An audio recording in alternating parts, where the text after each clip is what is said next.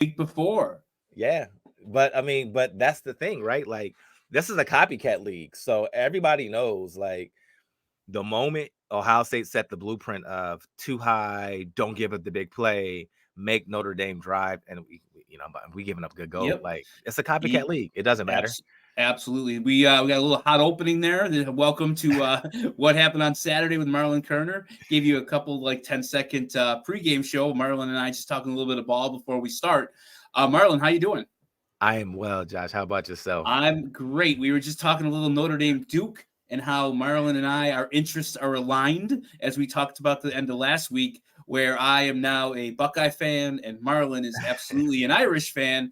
Keep that strength of schedule and the ranking up, because clearly we both want our teams and our our co-host teams to do well, so that at the end of the year in the playoff rankings, obviously beating a ranked opponent, the higher they are, the better it looks for your strength of schedule. Let's start there, Marlon, with a 3.5-hour slog, it felt like, for my Irish. I wanted to ask you a question.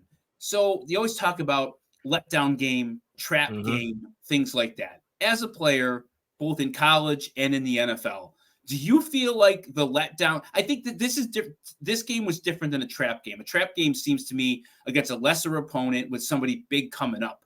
A letdown game is after a big win or a big loss, all the hype for the Ohio State game of the year, blah, blah, blah. Then you're going on the road, Duke, all that.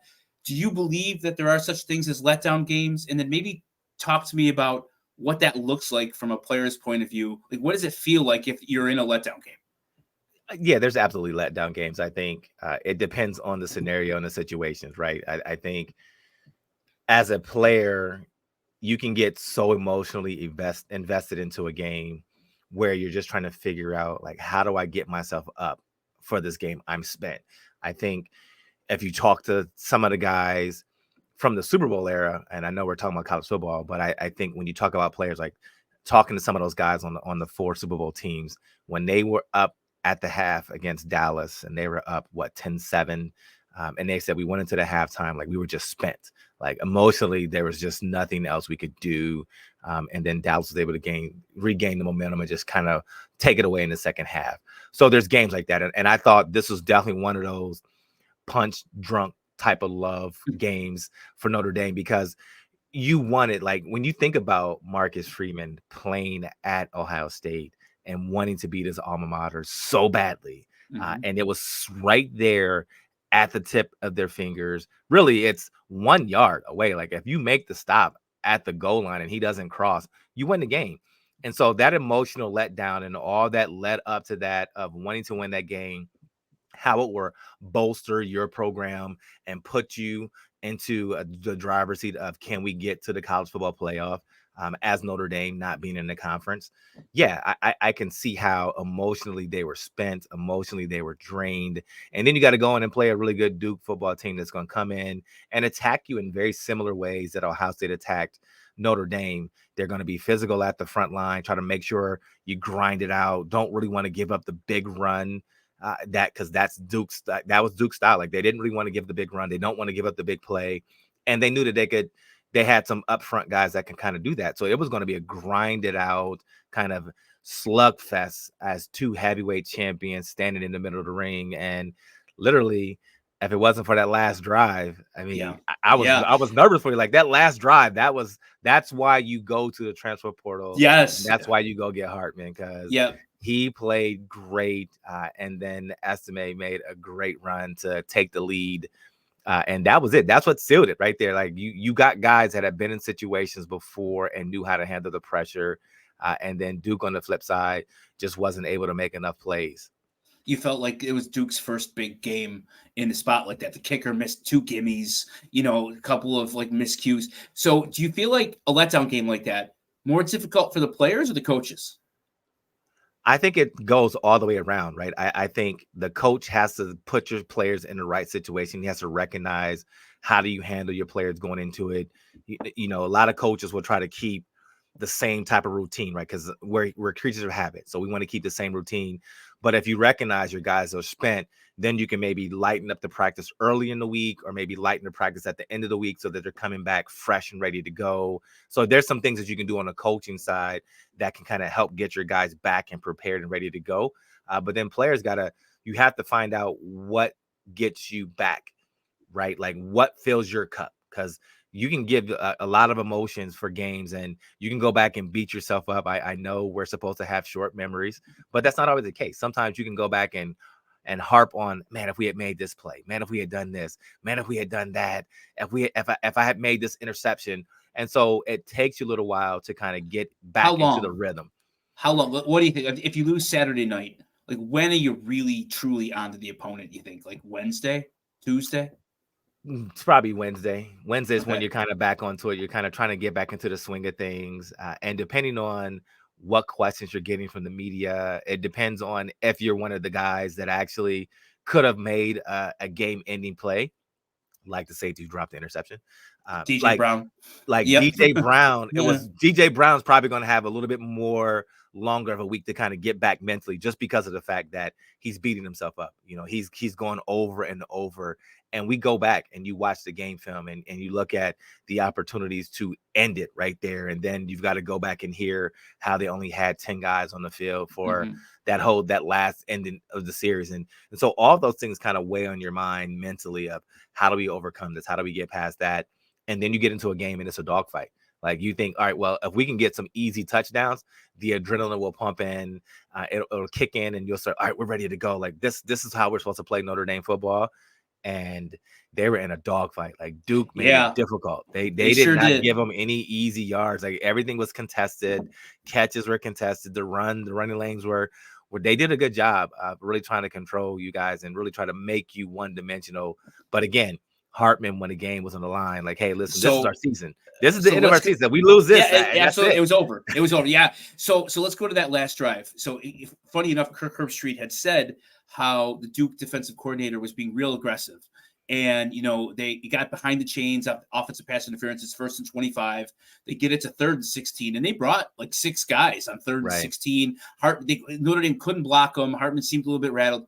4th and 16, they rush 3 and drop 8. And as soon as that happened, I'm like, okay. So then Sam, rolls out. It kind of straddles the line of scrimmage and is kind of going parallel to the line of scrimmage like Mahomes does. He's not Patrick Mahomes, but it was that same type of thing. And then he puts his head down as a DB on 4th and 16. Are you just not expecting the scramble at that point? Like it just seemed like such an odd departure from how they've been calling defense the entire game. I think it's more of you're damned if you do, you're damned if you don't, right? So you brought pressure the entire game. I'm of the mindset of if pressure got you in that situation, then you go ahead and you continue to bring pressure, because Notre Dame didn't have an answer for it at all. There was always a free runner coming. There was always an issue where somebody was unblocked. The line couldn't slide the right way. They just couldn't pick it up and couldn't stop it. And when you go and say, we're going to change up something different, now you're saying everyone has to then understand the route combination that Notre Dame is going to try to attack you with and say, okay, I've got this is that. I've got to be here. I've got to be there. When you think of the situations, conventional wisdom says it's 4th and 16. We don't want to take any chances of bringing pressure, getting the roughing the passer to continue that drive.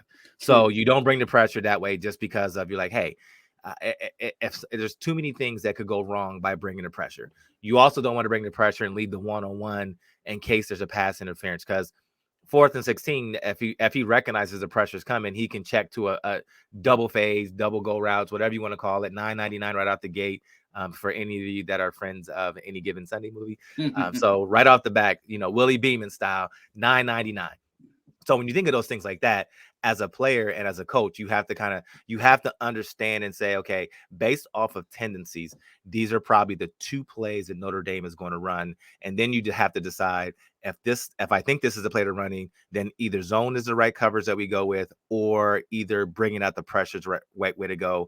They decided that going with no pressure was the right way to go. But when you do that, if he can get outside of the pocket, he can extend it. And now you're asking guys to play zone. and understand the concepts and then understand how to cover and carry so that you don't leave the holes and the gaps. And then you always have the threat of the quarterback running. And if you don't have somebody assigned to the quarterback and it's a plaster situation, which when he moves the pocket, we call plaster as a defense, which means anybody in my zone, I'm then going to turn and play him like man. And so if it's a crossing route and I'm the linebacker or the underneath corner and he starts to turn and I see the quarterback break out of the pocket, I've got to man him up and now I'm going to take him and stick wherever he goes. Now that's my guy. And so now you have a situation now where, okay, well, who's got the quarterback, right? If you don't run a spy, then he can run for the first down because I'm plastered. I've got to stick with my guy. And if I come off of it and he hasn't passed the line of scrimmage, then he can throw and I vacated the zone. And so you put a lot of pressure on the underneath guys and the back end to make sure they're where they should be if that 3-man pressure doesn't get there. That's a really interesting breakdown. And like I said, when the snap occurred, I actually audibly said, "Oh, good, they're dropping 8." Like I felt like that gave us a better chance to have them make a play. And then ironically, after the game, Sam said they had 2 of their best receivers down and they had a bunch of young guys out on the field. And he said that none of my guys came back to the ball. And ironically, it worked in their favor because, like you said, they kind of manned up and there was nobody there because none of their guys came back to the ball. So there was nobody within basically like 25 yards of the line of scrimmage. If you look at the all 22 of that play, everybody's like way downfield. And ironically enough, he was aware enough and it worked out in his favor to just he ran like 14 yards and then dove like head first. And at that point, once he picked that up, it really felt like the exact opposite of the Ohio State game last week, where Duke had 2 or 3 chances to end the game, to get off the field on that last drive, like Notre Dame did, and they just couldn't shut the door. So I came out of that game relieved. Feel like you escaped with one, right? Like now they got. We can talk about this later on. They've got another tough road game this week, night game at Louisville, who's now ranked 25th.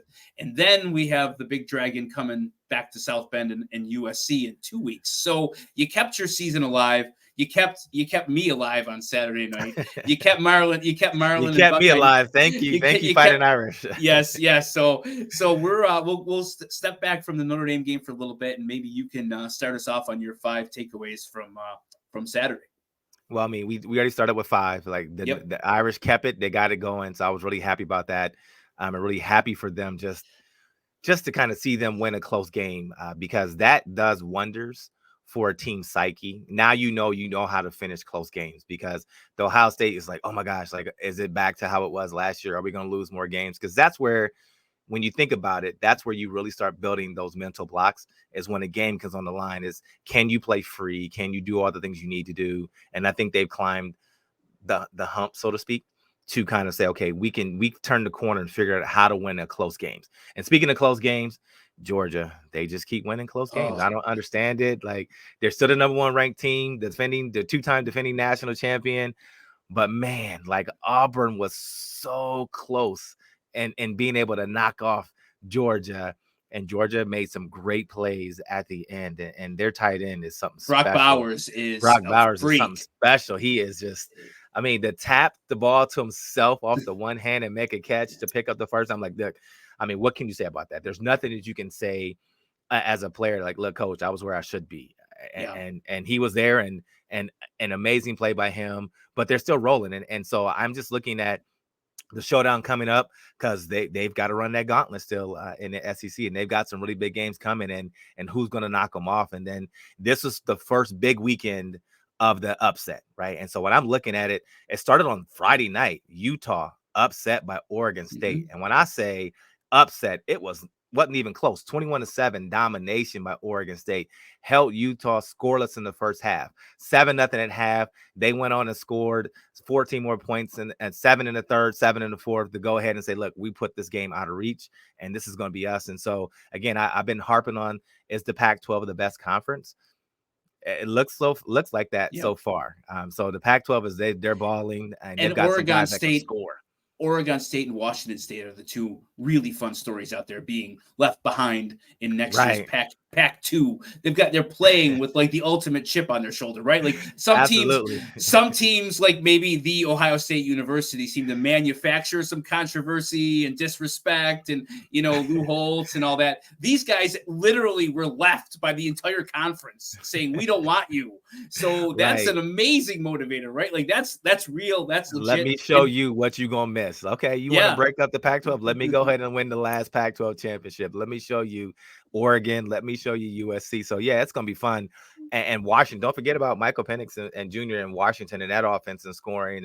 And you still got Arizona and Colorado and USC and Oregon. Like all those games are still coming up. So and don't sleep on Utah. Like they have one loss, but they can still run the table and still win the Pac-12. So it's going to be fun to watch. I'm excited to see what that football is going to look like going forward.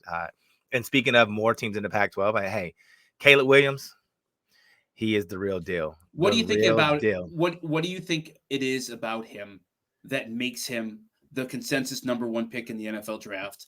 And I mean, best college prospect since Andrew Luck? I just think it's his grasp of the football concepts, his ability to read defenses, his ability to kind of get the ball out of his hand quickly, go where it should go. And so I think he definitely can be the number one overall pick, although I just read something that said he may go back to school with NIL. So, and I think that's the thing that a lot of guys are going to have to decide. Like, should I come out knowing that I could make $3, maybe $4 million in college, and you won't make that as a rookie coming out into the NFL. So and you don't have to go to the Bears. Yeah, well, he said that he would decide depending on who has the first pick on whether he would come out or not, because there's only about 5 teams that he would want to play for. Minnesota being one of them, Chicago being one of them as well. So it's kind of one of those old Elway style power plays of, hey, look, you know what, the NFL is going to be there. And I can get paid just as much money, sometimes more money, than coming out and going through the entire draft process. So why would he come out when the NFL is still going to be there and somebody's going to draft him after next season if he decides to stay? But again, watching him play 400 yards, 6 touchdowns, he threw the ball effortlessly. He made all the right reads, all the right decisions. And this game was one of those games we talked about that I really wanted to watch because I didn't think Colorado was going to win. I just wanted to see if they could come in and compete and not get stuck in the, oh my gosh, this is one of the big time games, and kind of get that starry-eyed look like they had against Oregon. Yes, USC had more athletes, but then all of a sudden you saw Colorado start making plays. Shedeur kind of started, hey, I got to get the ball out of my hand. I thought they called an amazing offensive game to put them in better situations than they did against Oregon. But we saw also some clock mismanagement. We saw the youthfulness of what it is. And when you're trying to have the makings of an upset is you have to either make it a shootout, which Colorado was able to do. You got the crowd kind of silence. They were able to get some stops crucially in that fourth quarter. And then all of a sudden you're like, listen, I have no timeouts left. It's 3 minutes left in the game. And I need you to kind of go at a breakneck pace. And they kept running the ball. And I kept scratching my head. Like, what are they doing? Like, do they not understand the concept of football is it's not going to come down to an onside kick because that's a low probability play. But if you could make them have to get a first down, you're going to get the ball back with some time. It was maddening. It was the pace of their offensive flow. Like they were snapping the ball at 15 seconds and then like 3 inexplicable run plays up the middle. Like you said, you've got to score. If you have no timeouts, you've got to score with at least 3 minutes left to give yourself, like you said, the opportunity to stop them. Like relying on an onside kick is ridiculous. And at that point, I just don't understand the lack of urgency. Now, if the OC is calling that, do you think Deion's in a place where he could kind of overrule him and just get on the headset and be like, like get moving here, like pick up the pace? What do you think the dynamic is there? I'm sure he probably said something like that, but I think what they went into is I think they probably give Shedeur a little bit of freedom on, hey, based off this front, this is what we're going to call. And so sometimes you can be too rigid in how you go with the game plan. And so if you don't talk about these are scenarios of how we're going to go away and deviate from that, then you kind of go back to what you're being coached. And so it looked like to me, based off of that front and that formation that Oregon was lining up in, is that Shedeur's like, okay, well, this is what we practice all week. If they get in this front, we check the display. And so he kept checking to it, understanding that maybe they didn't give him another play in the repertoire. You don't have a timeout. The clocks are running. And so he's hoping maybe he could pop one to get the first down. but their front was too good. That's the one key area that Oregon definitely needs to, I'm sorry, not Oregon, but Colorado needs to fix come next season is they need to get a little bit stronger and more stout on the offensive and defensive line.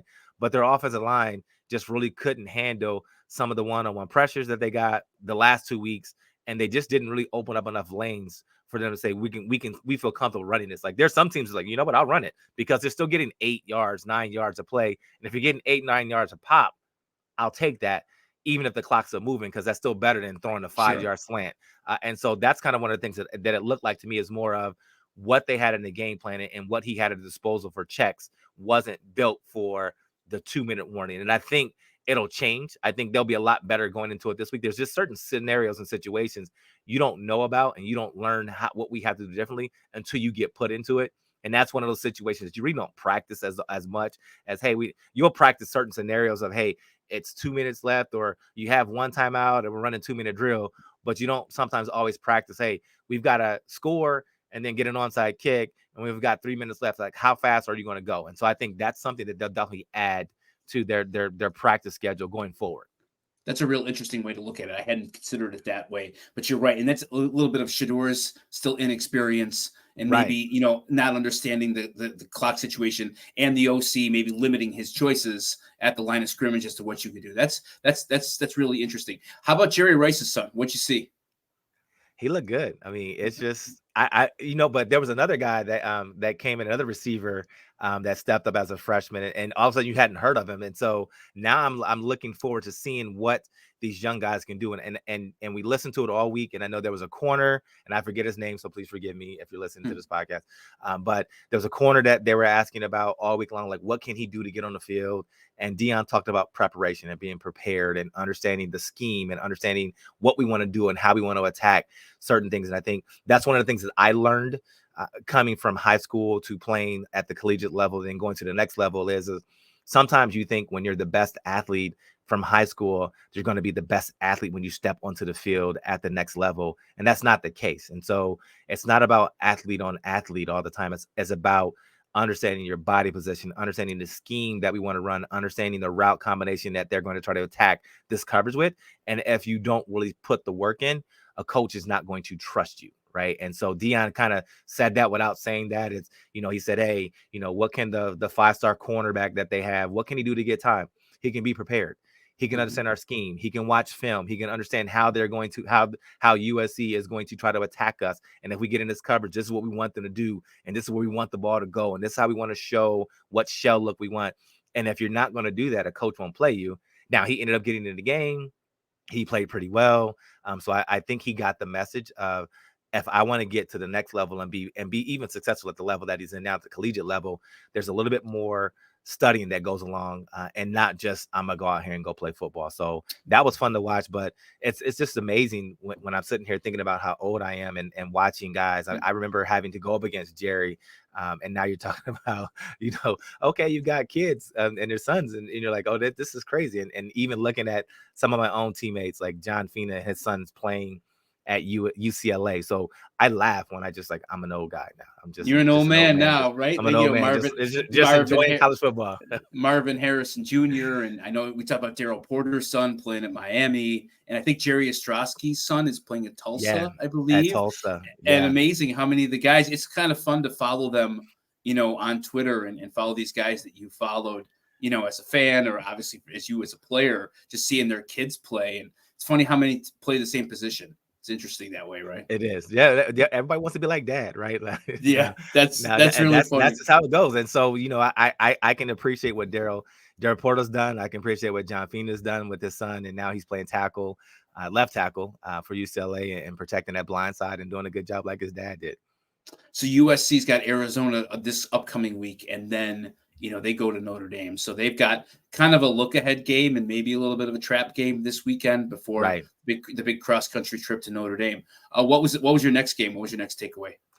Going back to some of those upsets, I couldn't believe how Kentucky, who was 5-0, dominated Florida. Yes. That was a domination. Like, I couldn't believe what that looked like. Like, I mean, we were talking about Florida and Tennessee a couple weeks ago, and I wanted to see if Florida could bounce back. They had the early loss again at Utah early. I'm like, okay, Florida looks pretty good, and they went in and just took care of Tennessee, and then they come in there and Kentucky from start to finish, like they didn't miss a beat. They went after Florida. They just beat them in all phases of the game. It wasn't even a close. It wasn't one of those games like, oh man, Kentucky got lucky. No, Kentucky went after them and they really manhandled Florida the entire way. And now Florida's got 2 losses. And so that really puts them out of it, that there's no way they're going to win a national championship. So now they get to go be the spoilers.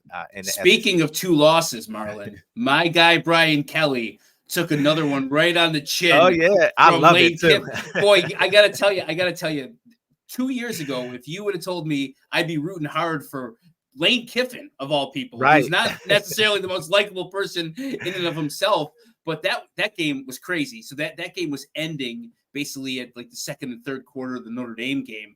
And that was just up and down the field. I think it was 52-49. It was basically going to be last team with the ball. In a game like that, like I'm sure you've been in games like that, last team with the ball wins, right? Like that's got to be that just has to feel so much different than, 17-14 Ohio State last week. It feels different, especially when you play defense, because you're sitting there like, wait a minute, we pride ourselves on not giving up this many points, and especially an LSU team who says we're going to be physical, we're going to smash mouth football with you. It's a 55-49 shootout, right? And so you don't go into a game thinking it's going to be a shootout. And oh, by the way, Lane Kiffin and his offense put up 711 yards of offense against LSU. So, I mean, it wasn't like, oh, we they got lucky, they got hot late. No, they were scoring points. It was a track meet. And again, when we talk about, we talked about if Colorado was going to do an upset against USC, what it need to be, you need to make it a shootout, and then the pressure has to then fall back on the team who should win this game. And so this is what Lane Kiffin was able to do. Hey, let's make it a track meet. Let's just go up and down. If we can't stop them, then let's find ways to make sure they can't stop us. And then the pressure's all on LSU because LSU needed to win this game. They had to win that game to kind of keep it going. They already had the loss against FSU. And so now you don't want to have another loss going into it where Ole Miss is like, listen, there's no pressure on us. Like, nobody's expecting us to win this game anyway. We weren't the favorite. So now you come in and you upset, and their offense got rolling. They were cooking. I mean, they sure were. They were cooking, and it's just like, oh, what do you do? And I've been in those games where you just like, it's like an avalanche. But you always hope that if we can just get just one stop, somehow we're going to make one play. Ole Miss made the plays, LSU didn't. So that was it. So that place seems like a great place to watch college football games. Small town in Oxford, Mississippi, the red shirts, the whole vibe there. Have you been on? Have you ever had won a game and the students rush the field? Yeah, you know what? I think we had such a terrible record against that team up north. Okay. And my senior year, we were trying to beat them. It was just not the season that we thought we were going to have coming back off our junior year. It was myself, Joey Galloway, we were captains, and we didn't play well at Penn State, which I'm sure we'll talk about that game later on in the season. Yep. But it was the last time we were going to play Michigan, and we really wanted to get that victory, and we ended up coming out victorious 22-6. I ended up blocking the field goal that game, and everybody got to rush the field because it had been a while since we had beat them. What's that like? And it was the first one that helped for Coach Cooper. It was one of those things where you grow up, because growing up in Columbus, how much we dislike Michigan. And so you grow up and there's people in Columbus that kind of are Michigan fans, and so they always kind of got to be like, I'm a Michigan guy, and my colors in high school were blue and yellow, and so I was kind of like, I'm never going to Michigan. That's never going to happen, but. So I knew the history. I knew what it was all about. I knew how important winning those games were. And we were coming off of a year where we got shut out the year before, 28-0. So it was just an ugly game, a bad performance. Just, it was, we really wanted to come in and avenge it. And we were kind of limping into the season, we needed to win that game to get to a decent bowl game that year. And we came back and got the victory, and it was the first victory for Coach Cooper. So the first one's always sweet. I think he ended up getting one more, and then that was it. He only was able to be 2 victories against Michigan, and then Jim Tressel came and won all those games against Michigan, and then Urban came in and kept it rolling. And now I understand how the fans feel, because I was in that kind of that phase where it's just kind of like, we've got to beat these guys. Coming from having grown up watching where Earl Bruce won a lot of games and beat the team up north. So Sure. I understand completely what it's like. And I understand the pressure that the community's putting on Coach Day and those players. Like, listen, yeah, y'all won a game. Okay. You got a tough test of Maryland this week, but we know where it all comes down to at the end of the year. Like, you better beat that team. Right. you better Right. pull out all the stops, and y'all better win handily. I was struck on Saturday night watching the Ole Miss students ran out of the field, and on the last play of the game, an LSU offensive tackle got hurt. So he was getting like helped off the field, and it wasn't funny because the guy's injured, but it was kind of ridiculous where all these people were like running around him, and he's clearly like the biggest guy out there because he's an offensive lineman, and he had two like trainers kind of helping him off the field, and all these idiots are just running around going crazy, and he's like limping off the field. It was just kind of a ridiculous scene there, and those people care so much about college football. You feel like that's their whole weekend. Like, they probably get down there Thursday night, maybe even earlier. And an LSU team coming in who's got, Brian Kelly and kind of some swag and, probably Ole Miss probably always feels like their little brother. Right. Like to LSU, to Alabama, like Mississippi State and Ole Miss kind of feel like the same team to people up here where it's like, oh, yeah, they're a nice story. They might win 8 games a year, but they're never going to beat Alabama. They're never going to beat Georgia. They're not going to beat LSU. Like they're the little brothers in the SEC. And it was just really interesting to watch those fans because, man, like females, males, everybody, whole game on their feet, pom-poms, the whole deal. And then obviously Mississippi State with those obnoxious cowbells that they allow in that stadium. Like that's just a different world. That's a different world down there. Down south football is just the environment is crazy. And I come from big stadiums, right? So, I come from the Horseshoe where they're 106,000, the Big House, 120,000, so when you start thinking about that, I think Ole Miss, their stadium is about 66,000, 67,000 or so. So that's more on par with a lot of NFL stadium sizes. But I mean, it's just a different environment. And I tell people all the time, like, if you've never seen a college football game, you have to go down south or you have to go to the Midwest and take a listen and just go watch one of those games. Like, just be a fan and just be a fan of what you're going to see, because you're going to see some sights. You're going to see the crowd noise. You're going to see the band play. You're going to see so many different things that you're not accustomed to until you see it, like from the tailgating all the way in. It's just a spectacle.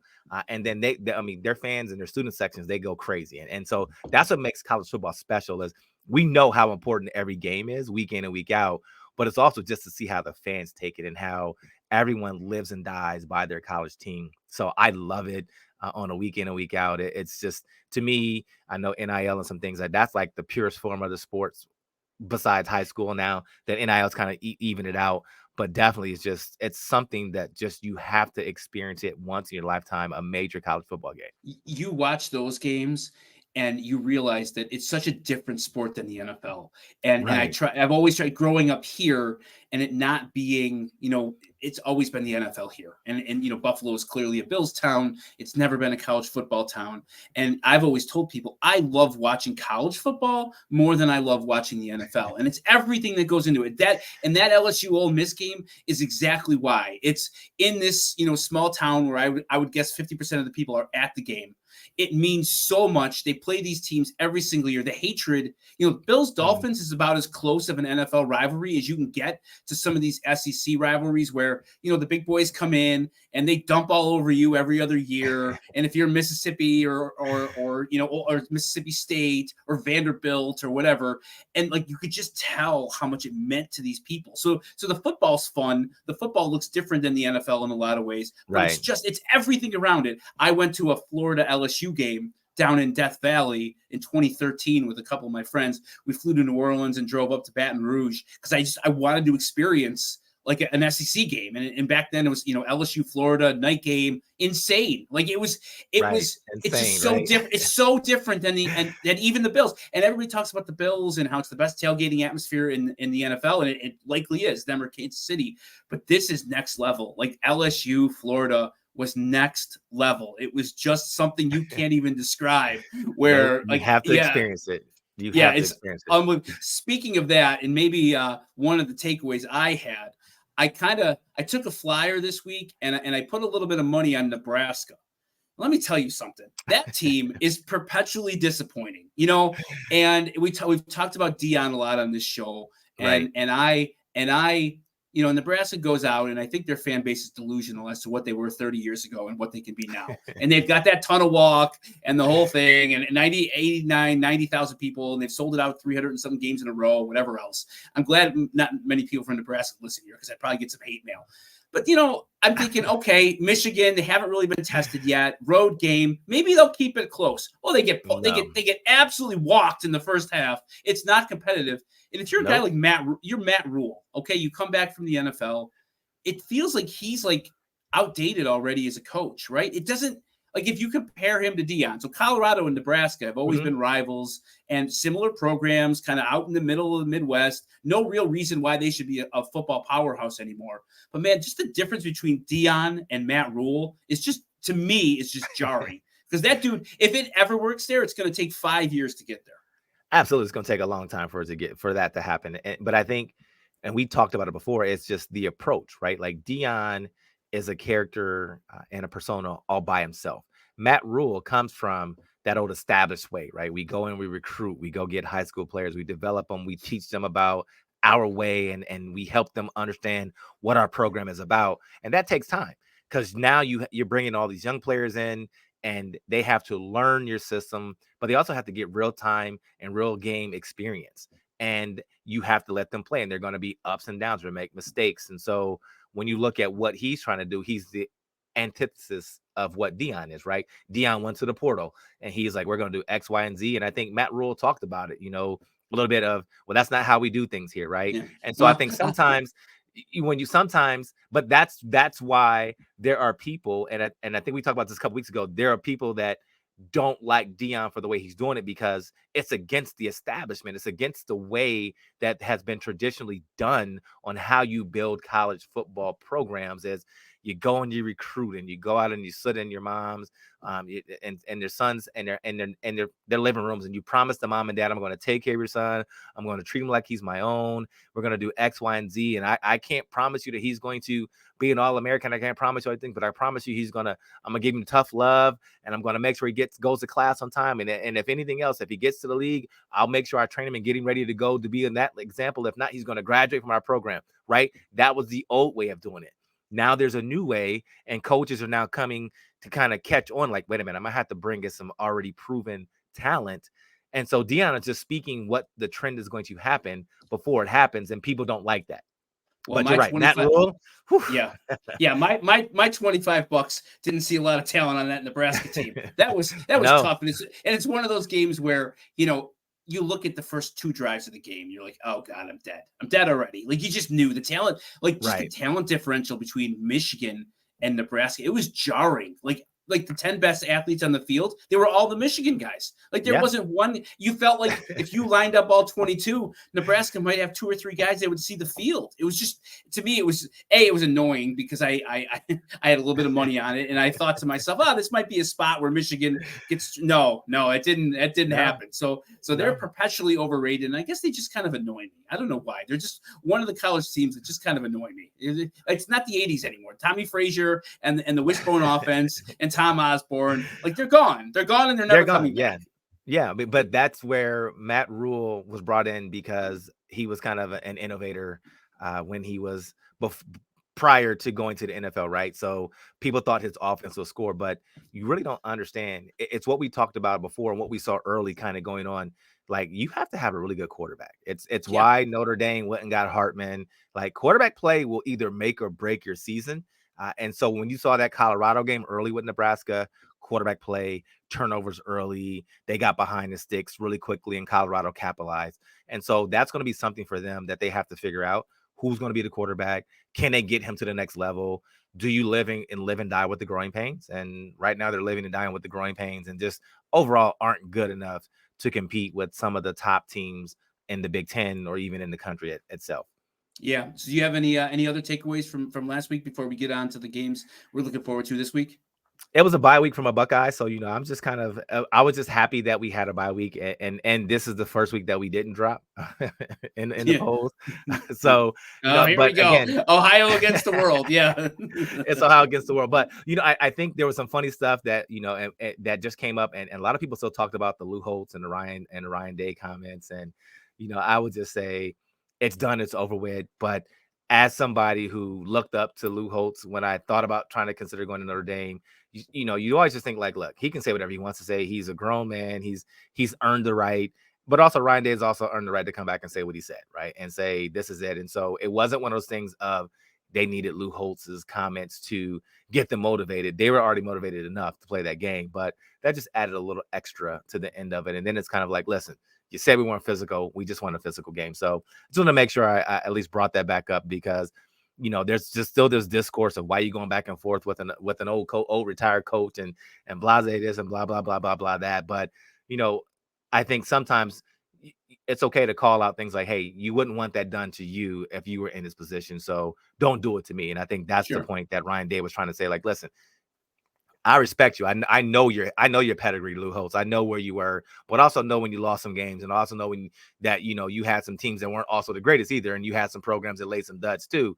Now we could go back and forth and have those war words, but we don't need to. Just hey, listen, you don't need to talk about mine. Just talk about what you thought the game was going to be. If you thought Notre Dame was going to win, say Notre Dame was going to win, and move on. So that's it. But I'm looking forward to this week coming up with my Buckeyes. They got a week to get a little healthy, get some guys banged up. Hopefully Marvin Harrison Jr. and that ankle is feeling a lot better, having some time off. So I'm just looking forward to seeing what they're going to do and what they can be against Maryland, because that's going to be a really tough game for them. Homecoming week for us. What happens? I was going to ask you, what happens on homecoming week?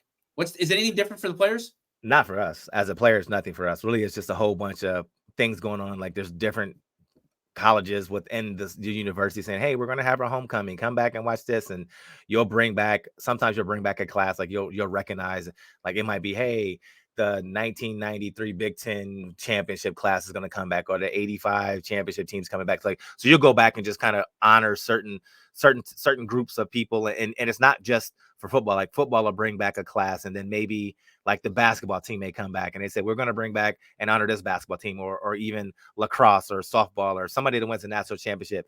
Like they might try to honor them at halftime and bring those things back just for fans. And then a lot of parties, a lot of tailgating going on with it. But as a player, you just really focus on who's the opponent that week. It's same schedule. We're going to have generally the same practice schedule throughout the year. You're going to feel a lot better. So you want to make sure, generally what happens is because you had the week off, you kind of get a little extra conditioning in the first half of the week to make sure your wind's right. So in case you ate anything bad over the weekend that you weren't supposed to eat, we're going to kind of get that out your system and get you ready to go. And you'd already started watching the game film last week, going into it with the bye. So you kind of already have a feel of what it's going to look like. Now you're honing up on the concepts of what you want to run offensively, defensively, how you want to try to attack them and get them out of rhythm. Maryland they average about 38 points a game. So it's not like you're going to be an offense that can't score. So, you're going to have to come in there and be ready to play. Ohio State is only giving up 8.5 points per game. So something's got to break and something's got to give. And so you want to make sure you have those concepts really down as a defense. Really, when we talk about the silver bullets and are they back and are they flying around, this will be the first really big test. And it's important because it's a division foe. So you want to make sure you win this game and keep running, because your ultimate goal is to get to the Big Ten championship game. And so you need to win all your games to get there. Nothing says the Big Ten like Ohio State, Maryland. That right, classic right. rivalry. And hopefully, hopefully if Ohio State brings back an alumni class, hopefully they have good seats for the game and they're not stuck in the corner of a suite. Generally it's pretty decent. I think I went back one time a few years ago. It was Ohio State and Wisconsin, and it was a night game. Braxton Miller was still the quarterback then, and it was a great game to be a part of and just to watch. And the atmosphere is crazy. And it was my first time as a fan, just kind of sitting inside of the stadium in the seats with the rest of the crowd screaming. I had my little. Did people recognize you? No. I'm kind of low. I'm low key. I'm kind of relaxed and chill. I just kind of hung out with some other players. We all came back. It was one of our classes. We won the Big Ten championship. That year, we tied actually with Wisconsin. Actually, so it was kind of a way to bring it back. And just it was Barry Alvarez. He was the head coach back then, and I remember we tied because they had ties back then, and we ended up tying with them because of the fact that I ended up blocking a field goal with 7 seconds left in the game, and I came across. They had a left-footed kicker. They did an unbalanced line and they shifted it to the side of the rush. And so it was kind of an interesting way they did it because they made it longer. And when you talk about technique and coming off to try to block a kick, you always kind of count like, all right, here's how they snap it. Here's the steps that I have. You try to get underneath the guy, the wing kind of kicking out, but they didn't really do too much kicking out because they're like, he's never going to get there. So they always unbounce the line and put the extra man on my side. So when I came off, I just had to make sure that I stepped over his foot, and then I had to flatten it and really come as flat as I could and get close to the line and go up and went airborne and was able to get that double thud sound that you love to hear when you're on special teams. 2 questions. Were you offside? Absolutely not. No. Secondly, does it hurt? Does it hurt when it hits your hand? No, it was one of those games. It was one of the coolest games. And when we play Wisconsin, I'll try to see if I could find that clip. Yeah, we'll find the clip. Maybe play it. But it was one of those cool things because it was 34 degrees, and they were chanting the entire game, overrated. We were like the number 3 team in the nation. So, we got pelted with, they loaded marshmallows with quarters and nickels and pennies. Damn. And they were just throwing them at you. Like, so you walk out and you're just getting belted with all these coins and marshmallows filled with coins. So that was the first rule, was put your helmet on and make sure that you walk out completely covered, because you're going to get hit in the face with something. And that was legal back then, completely legal. Like there was nobody saying you can't do that. And so when you come down to it, at the end of it, I was kind of like, I had practiced it all week. Like, here's how we're going to do it. And the guy, he never really stepped out to block. He just stepped down because he always felt like you're never going to make it. But he would kind of leave his foot out long so you could trip over it. And so I knew, kind of practicing, I got to get over this foot and then go. So you get your angle of where you want to come off. And then I had practice all week of this get off. And then when you come out early, we always did a little practice thing where I would kind of get out and I would watch the guy snapping. So I would go and just practice takeoffs against the opposing long snapper and field goal kicker. So they're out warming up pregame. I come out and I just watched how he snapped the ball. And then I would get down on the other side, and then I would watch and I would look at little flinches that he would try to do.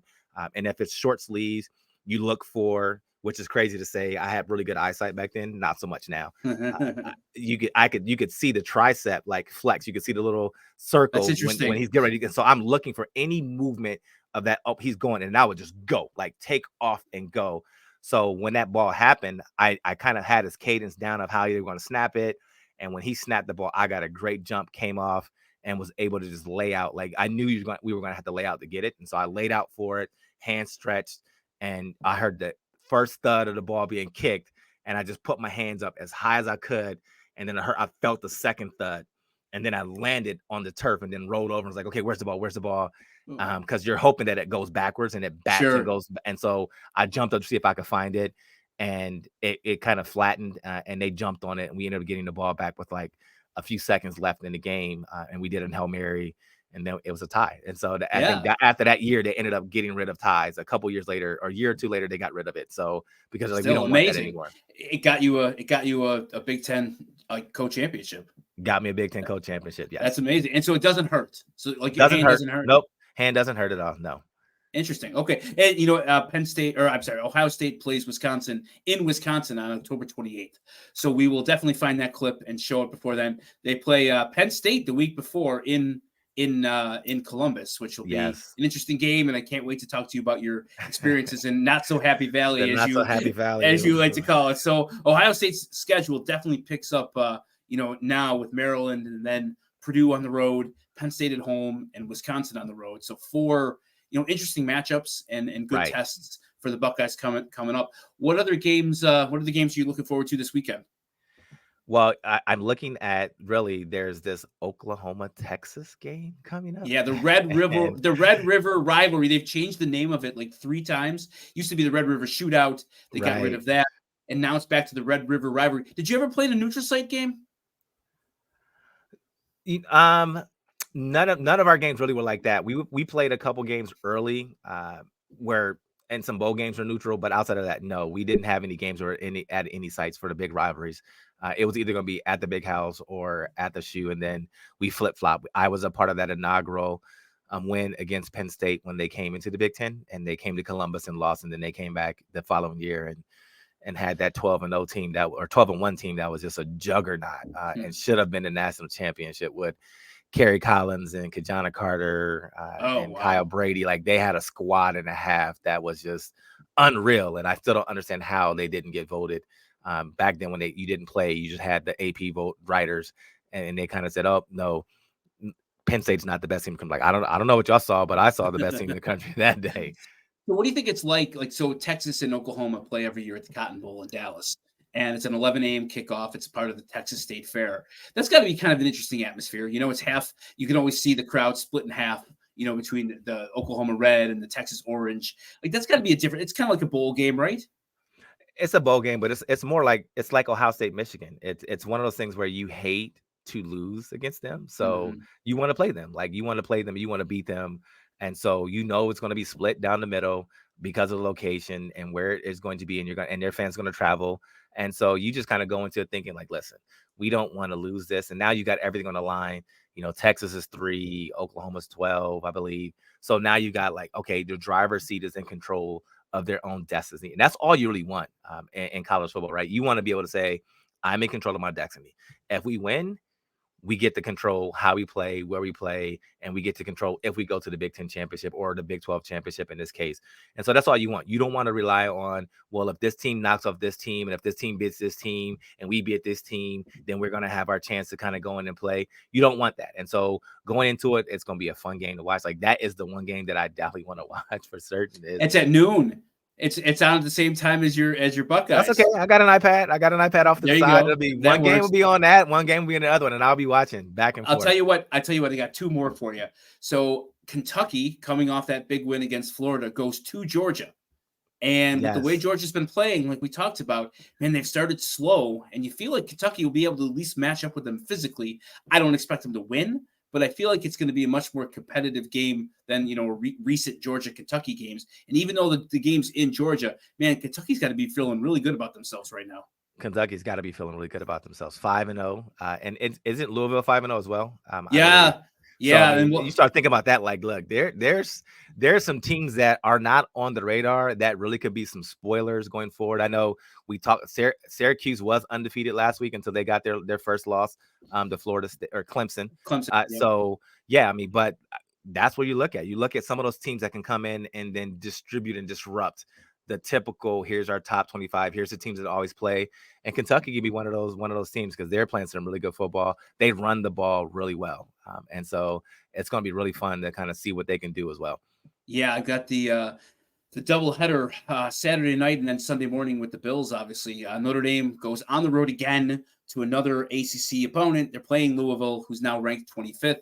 This is another tough one. They've been in 2 like rock fights, and physically they've got to be, beat up a little bit. I know they're getting their 2 top receivers back, which will obviously help, but they're down a couple of defensive guys now. And with USC looming on the horizon, they're a 6-point favorite. And I almost feel a little bit dicier about this one. And Louisville, frankly, plays, I generously, I think they play edgy football. I don't know how much Louisville you've watched, but edgy football feels like a kind way to say they're a little chippy, They play a little chippy. Just, they'll kind of take some shots. They'll do some things. And I just worry about our quarterback in the pocket late and somebody accidentally rolling up on them or whatever else. Louisville just always has struck me as one of those teams where, they're going to lose the game, but they're going to at least take a piece from you. Well, we're going to find out what that looks like. I hope I don't come back in next week saying, so what happened? But I think if your O-line can protect Hartman, I think you got a good chance. And the one thing I saw Louisville early, they do turn the ball over. Their quarterbacks will make bad decisions, throw into some double coverages, not redirect coverages. So if your defense can come in and play and really not give up the big play, but get the turnovers that I expect you guys to get, I think that will help your offense really get the continuity they're looking for. Because the main thing in this game is you want to sustain your drives. You want to score touchdowns, not kick field goals, which is what's been Notre Dame's problem the last few weeks. They kick field goals and not score touchdowns. You can score touchdowns. You make Louisville one-dimensional. And with a quarterback who has shown he can turn the ball over, that's where you make them one-dimensional. Then you can just tee off and kind of go back and do the things that you guys can do well. You can rush the passer. You have a really good underneath coverage. You have a good secondary. So it's kind of one of those, like, can you make Louisville play the game that you want them to play? If not, then, yeah, it could be another close game that you guys we can come back saying, okay, they pulled out another Yeah. one. But I'm okay with that too. As long as you win, As that's the long name as of the we game. win. We hate on Georgia for playing close games, but they keep winning. And as long as they win and stay number one, Right. it doesn't matter. I got to tell you, this ACC arrangement that Notre Dame does, where they play 5 ACC teams a year. I don't know if you know this. They've won 30 straight in the regular season against ACC opponents. 30. The only time they've lost to an ACC opponent was in the 2018 the playoff game, where they had beaten Clemson early, and then Trevor Lawrence came back for the playoff game, and then Trevor Lawrence and Clemson kind of rolled them in that game. Right. But they've won 30 straight against ACC opponents. And I'm going to tell you something, Marlon. The ACC commissioner was at the game against Duke on Saturday, and I do feel like every call and every break went to the Blue Devils. And it's just kind of a tough arrangement where you're not part of a conference, but there's the ACC officials, and you're in their stadium, and they reviewed that punt that went over the pylon that wasn't even reviewable.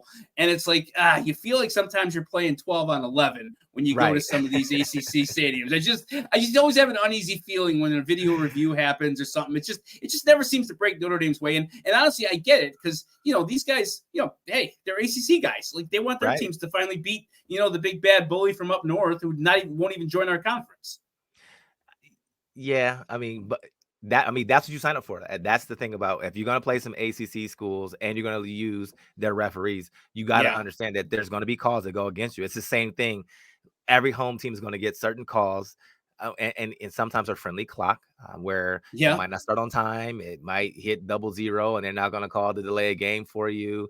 All those things are going to happen. So you have to know going into it, this is what it is. If that game's at home in South Bend, same thing's going to happen. Notre Dame's going to get some breaks. They're going to get some calls. But you're right. When you have that streak and watching some of those calls, it does make you scratch your head and say, 30 in a row. I don't know about this. And you're in Duke, and you're in Louisville, Kentucky, and you're in Winston-Salem, North Carolina. And it just, I don't know. I wish Notre Dame played the Big Ten. I wish there were 4, 5, 6 games a year. It just feels like a much more natural rivalry against, obviously, Michigan and Penn State and Ohio State and Wisconsin and Indiana, rather than, all these Carolina schools, like NC State, like what Notre Dame, NC State, like that does nothing for me. I'm sorry. It's just I agree. It doesn't look right. It doesn't sound like, that's a game I would want to watch. Like, hey, I want to see Notre Dame, Michigan. Like, that's what Notre Dame, Louisville just does. It's like, all right. But you know what? We're gonna come out with a victory this week, and then we're gonna talk Notre Dame USC next week, and that's gonna be for the season for the Irish. Any final thoughts? No, I'm looking forward to this. Is where I love college football right now, because now we're going into conference play. So again, if this is your first time listening to us, we like to talk about some of the games. I'm very Buckeye focused.